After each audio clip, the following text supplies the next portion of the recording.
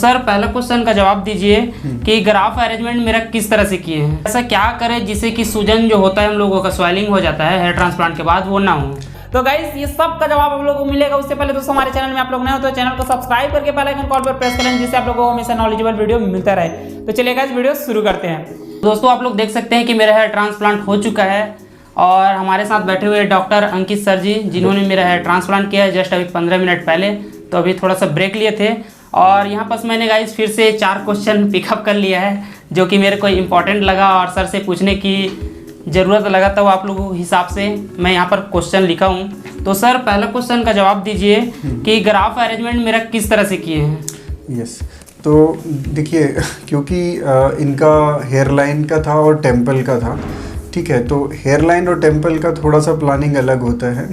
इसमें क्या रहता है, क्योंकि हेयर लाइन में हमें थोड़ा सॉफ्ट लुक देना होता है तो हम इसको जिगजैग पैटर्न में बनाते हैं, प्लस इसमें हम सिंगल ग्राफ्ट ज़्यादा यूज़ करते हैं तो उस तरीके से इसको अरेंज किया गया है। ऐसे ही टेम्पल में होता है, टेम्पल में एंगल और डायरेक्शन काफ़ी डिफरेंट होते हैं, बहुत एक्यूट एंगल पे जाना पड़ता है तो स्लिट्स वैसे बनाई गई हैं और उस तरीके से ग्राफ्ट को इम्प्लांट किया गया है।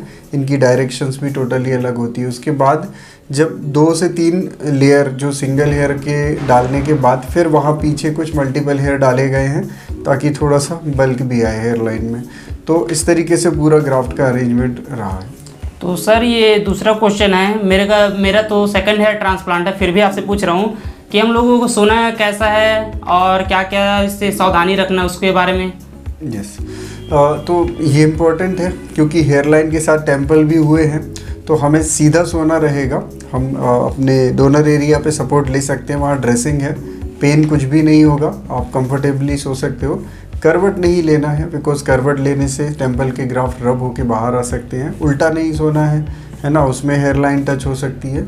तो आप सीधा सोएं, बैठे भी तो कोशिश करें थोड़ा रिक्लाइन होके बैठे, आगे की तरफ कम झुके ताकि सूजन कम आए। और ये तीसरा क्वेश्चन है सर, हेड वॉश कब लेना चाहिए और कैसे करना चाहिए। तो ये भी इम्पोर्टेंट क्वेश्चन है क्योंकि हमने ऐसे ग्राफ्ट लगा दिए हैं तो अभी इनको हम वॉश कब करेंगे। तो बेसिकली हम लोग 7th डे पे शैम्पू कराते हैं। 4 से 5 दिन में ग्राफ्ट आपका सेटल हो जाता है या बॉडी का इस तरफ पार्ट बन जाता है तो उसके बाद हम थोड़ा सा इसमें ल्यूकवार्म वाटर डालना शुरू करते हैं, हल्का सा क्लॉट्स को थोड़ा सा घोलना शुरू करते हैं।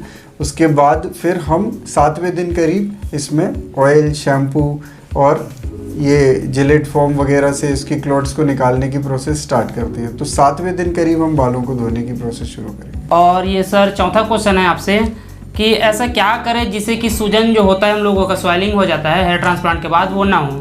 जी, स्वेलिंग कम करने के लिए भी हम कुछ सावधानियां रख सकते हैं। सबसे पहला तो ये रहता है कि स्वेलिंग आती है बेसिकली एक्सर्शन से, मतलब अगर हम ट्रांसप्लांट के बाद एक्सर्ट करें, काफ़ी ट्रैवल कर रहे हैं, भाग दौड़ कर रहे हैं, रेस्ट नहीं ले रहे हैं, कुछ काम में लग जा रहे हैं, तो फिर क्या होता है जो फ्लूइड हमने डाला हुआ है एनेस्थीसिया के फॉर्म में या सलाइन के फॉर्म में, है ना, वो फ्लूइड को एब्जॉर्ब होने का टाइम नहीं मिलता तो वो ग्रेविटी के कारण आपकी आंखों पे, चेहरे पे आने लगता है।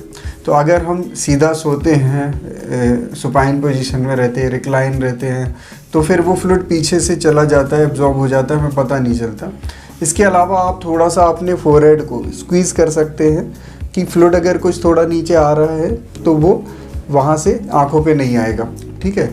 और थोड़ा सा सोते समय आपके हेड पोजीशन को थोड़ा आप रख सकते हैं तो उससे भी आपकी सूजन कम आती है। तो ये 2-3 चीज़ें आप अगर ध्यान देंगे तो आपको स्वेलिंग की प्रॉब्लम नहीं आएगी। सबसे मोस्ट इम्पॉर्टेंट क्वेश्चन है सर कि जैसे अभी हेयर ट्रांसप्लांट मेरा हुआ है तो सिर्फ 1 दिन रुक कर यहाँ उसके बाद अगले दिन जा सकते हैं क्या। यस, जनरली देखिए क्या होता है कि जैसे पेशेंट के कंफर्ट के हिसाब से जनरली डिस्चार्ज दिया जाता है। जैसे आजकल बड़े बड़े ऑपरेशन में भी कई बार 3 से 4 दिन में पेशेंट को घर भेज दिया जाता है। तो हेयर ट्रांसप्लांट लेंथी प्रोसीजर ज़रूर है लेकिन बहुत सुपरफिशियल है ना, ऊपर ऑपरेशन होता है तो कोई गहरा घाव इसमें नहीं होता, तो वुंड हीलिंग बहुत जल्दी हो जाती है। कल ही इनके वुंड मेजॉरिटी हील हो चुके रहेंगे, वहाँ पे कोई ब्लड डिस्चार्ज नहीं होगा, कुछ भी ऐसी परेशानी नहीं होगी। ग्राफ्ट एरिया में स्लिट और भी पतली बनती हैं तो ये अब ऑलमोस्ट अभी से हील्ड ही है, एक तरह से ड्राई हो रहे हैं, तो इसको जस्ट स्प्रे करते रहेंगे तो डेफिनेटली आप कल पूरी तरह फिट रहोगे ट्रैवल करने के लिए। सिर्फ एक प्रिकॉशन देना है क्योंकि ग्राफ्ट अभी पूरी तरह सेटल नहीं है तो आपको किसी चीज़ से ग्राफ्ट डिस्टर्ब नहीं होने देना है, बस इतना ध्यान रखेंगे तो ट्रैवल कर सकते हैं। जी सर। तो रेखराम जी, जैसे अभी अपना ट्रांसप्लांट हो चुका है, तो मैं ये पूछना चाह रहा था कि आप घर से मतलब क्या सोच के आए होंगे कि हाँ मुझे कराना है, अब कैसे करेक्शन कराना है, क्या हेयर लाइन चाहिए, क्या आपके मन में चल रहा था? तो सर मैं घर से निकला था तो सच बता रहा हूँ, मेरे को भरोसा अभी भी नहीं हो रहा था कि वहाँ जाऊँगा तो इस तरह से हेयर ट्रांसप्लांट करेंगे ऐसे करके। तो मैं घर से निकला था तो हम लोग आधा तो डर में आए आधा बल में आए, ऐसे कर करके हम लोग यहाँ तक किसी भी तरह से पहुँचे हैं कि हेयर लाइन वगैरह बना देगा करके। उसके बाद सर मैं आपको दिखाया था एक बंदे का जिसका कि हेयर ट्रांसप्लांट हुआ रिसेंटली, तो उसका डेंसिटी देखा तो मैंने आपसे बोला कि सेम ऐसी डेंसिटी मेरे को भी चाहिए करके। तो खैर आपने वैसे ही सेम टू सेम डेंसिटी मेरे को दे दिए हैं। तो यही सब सर मैं डर के आया हूँ, आधा डर आधा बल में। और ऐसे ही बहुत बंदे के साथ भी होता है, और इससे पहले भी जबकि हेयर ट्रांसप्लांट में करा चुका हूँ। जी। उसके बाद में सर डर लगता है। बिल्कुल सही, एंजाइटी तो रहती है, बिल्कुल सही। और फिर एक नई सिटी में जाना, ट्रेवल करके कहीं नई जगह जाना, तो एक ट्रस्ट करना इतना आसान भी नहीं होता है। वही तो सर, अब जैसे आस-पास हो गया तो बात अलग रहता है, और कहीं दूर से आ रहे हैं तो ट्रस्ट करना थोड़ा मुश्किल हो जाता है। बिल्कुल ऐसा क्या है सर, फ्रॉड लोग भी रहते हैं ना कि मैसेज कर देते हैं दूसरे नंबर से यहाँ हेयर ट्रांसप्लांट हो रहा है, जबकि वो क्लिनिक वाला होता ही नहीं है। बिल्कुल सही है, बिल्कुल सही। तो इसीलिए आधा डर में आए आधा बल में। जब आपका क्लिनिक देखे कि हाँ ये क्लिनिक है, हेयर ट्रांसप्लांट करते हैं, उसके बाद सर्च किया यूट्यूब चैनल पर, उसके बाद हम लोग आपके क्लिनिक में विजिट किए। बिल्कुल सही, बिल्कुल। अच्छा, तो रेखराम जी टोटल आपका जैसे देखा जाए तो पूरा एक्सपीरियंस कैसा रहा आज का पूरा? जैसे कल आप आए थे, मुझसे मिले थे, हमने हेयर लाइन डिस्कस की थी, फिर आज हमारी सर्जरी हुई, अभी आप कंफर्टेबली बैठे हो, तो पूरा ओवरऑल एक्सपीरियंस आपका कैसा रहा? तो सर मैं वही एक्सपीरियंस बता रहा हूँ। क्या हुआ है, जैसे गाइस आप लोग इंजेक्शन लगवाने के लिए जाते हैं, जैसे कि सर्दी होता है, खांसी होता है, तो नॉर्मल डॉक्टर लोग आप लोगों को इंजेक्शन देते हैं, सेम वैसी स्टार्टिंग बस में आपको थोड़ा सा पेन होगा। उसके बाद गाइस वहाँ पास क्या कर रहे हैं क्या नहीं कर रहे हैं आपको कुछ भी पता नहीं चलेगा। हाँ, और ये मत सोचना जैसे आप लोगों को बेहोश नहीं कर दे देते हैं, उसके बाद ऑपरेशन वगैरह करते हैं, वैसे आप लोगों को बेहोश नहीं किया जाता। ओनली जो एरिया जहाँ पर हेयर ट्रांसप्लांट किए वहाँ पर उसको सिर्फ शून्य किया जाता है। तो पहले तो किए पीछे के एरिया को, अपना डोनर एरिया को निकालने के लिए, तो पीछे को शून्य किए, उसके बाद फिर आगे को शून्य किए, फिर यहाँ से ग्राफ निकाले थे, फिर उसको यहाँ पास इंजेक्ट किया गया है। यही है सर। और मेरे को ऐसा तो डर तो लग नहीं रहा है कि कुछ हो जाएगा करके। पेन का जैसे आपने बता ही दिया, सबको सबसे ज़्यादा एंजाइटी सबको पेन की ही रहती है। हाँ, कि पेन कितना होगा, कितना परेशानी होगी, रुकना पड़ेगा, कुछ ऐसा मेजर हो जाएगा, तो मेन वो रहता है। और दूसरा ये रहता है कि मतलब क्लिनिक पे जैसे आपका प्रॉपर डॉक्टर अवेलेबल है, ऐसा तो नहीं डॉक्टर सिर्फ बात कर रहे हैं, ऑपरेशन कुछ और ही हुए, ऐसे भी कई क्लिनिक में हो जाता है। तो वैसे कुछ तो नहीं लगा आपको? नहीं सर, आप ही पूरा हेयर ट्रांसप्लांट किए, उसका टेंशन नहीं है जी। और बाकी जैसे और भी रुकने में स्टाफ का सपोर्ट ऐसे कुछ तो नहीं लगा? कोई ठीक से बात नहीं कर रहा कुछ भी? सभी लोग अच्छे से बात किए हैं। ठीक है, हम लोग कोशिश यही करते हैं कि आपको जितना सपोर्ट दे सके। इवन अभी ये स्टार्टिंग है, इट इज़ ऐसा नहीं कि हमारे यहाँ से सर्जरी हो गई इसके बाद हम लोग अब है ना हो गया, ऐसा नहीं।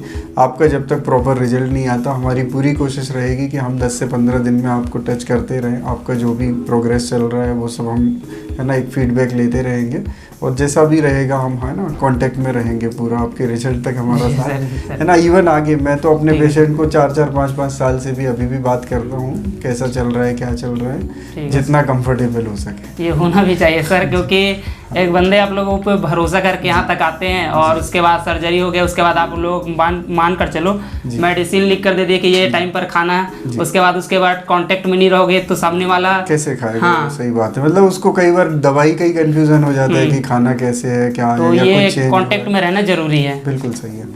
तो मोस्ट इम्पॉर्टेंट क्वेश्चन सर, आप मेरे जो सब्सक्राइबर हैं उन लोगों को क्या बोलना चाहेंगे इसके बारे में, क्योंकि वो लोग मेरे ऊपर ट्रस्ट करके सब्सक्राइब किए हुए चैनल को, और वो भी लोग हेयर ट्रांसप्लांट कराना चाहते हैं। बहुत लोगों के पास बजट रहता है, बहुत लोगों के पास नहीं रहता है, तो इसके बारे में आप उन लोगों को क्या कहना चाहते हैं? तो देखिए, हेयर ट्रांसप्लांट भले ही एक माइनर प्रोसीजर है, बट ये एक सर्जरी है, तो कोशिश ये करना चाहिए कि आप एक क्वालिफाइड डॉक्टर चुनें जहाँ से भी आप कराना चाहें। सिर्फ थोड़ा सा बैकग्राउंड देखें कि डॉक्टर क्वालिफाइड है या नहीं, प्रॉपर, जैसे प्लास्टिक सर्जन है, डर्मेटोलॉजिस्ट है, या कोई सर्जन है एटलीस्ट, है ना, तो वो ये सर्जरी करे तो आपके रिजल्ट आने के चांस ज़्यादा रहेंगे। नंबर 2, आपको ये देखना है कि उसको पर्टिकुलर पर्सन को एक्सपीरियंस भी हो। ऐसा नहीं कि जस्ट फ्रेश पास आउट हैं और उनको इस फील्ड में ज़्यादा एक्सपीरियंस नहीं है, उसके बाद आप क्योंकि नए किसी से कराओगे तो टेक्निक पता होगा लेकिन उतनी एक्यूरेसी नहीं होती। तो थोड़ा सा एक्सपीरियंस भी देख लें उनका कि 3-4 साल 5 साल का 500,000 पेशेंट किए हुए हैं, ठीक है। तो उससे क्या रहेगा, आपके रिजल्ट की एश्योरिटी बढ़ जाती है ना। फिर क्लिनिक का बैकग्राउंड कैसा है, जैसे आप जिस क्लिनिक से करा रहे हो डॉक्टर के अलावा वहाँ पे फॉलोअप कैसे होते हैं, रिजल्ट्स कैसे आते हैं, वहाँ पे आपको कितना सपोर्ट मिलता है ना। जैसे अभी हम डिस्कस कर रहे थे कि पेशेंट से हम लगातार सालों साल भी कनेक्टेड रहते हैं, तो इस टाइप की चीज़ें थोड़ी सी मिलनी चाहिए ताकि पेशेंट का सर्जरी से पहले भी पीसफुल रहे, सर्जरी के समय भी और सर्जरी के बाद भी वो पूरा पीसफुल रहे कि हाँ उसको एक एश्योरिटी रहे कि क्लिनिक का सपोर्ट है, मेरा रिजल्ट अच्छा आएगा। ठीक है सर, आपने इतना समय दिया उसके लिए मैं बहुत बहुत खुश हूँ सर, दिल से धन्यवाद। क्योंकि सर इतना टाइम डॉक्टर लोग देते नहीं हैं, मेरे लिए मतलब टाइम दे उसके लिए बहुत बहुत धन्यवाद।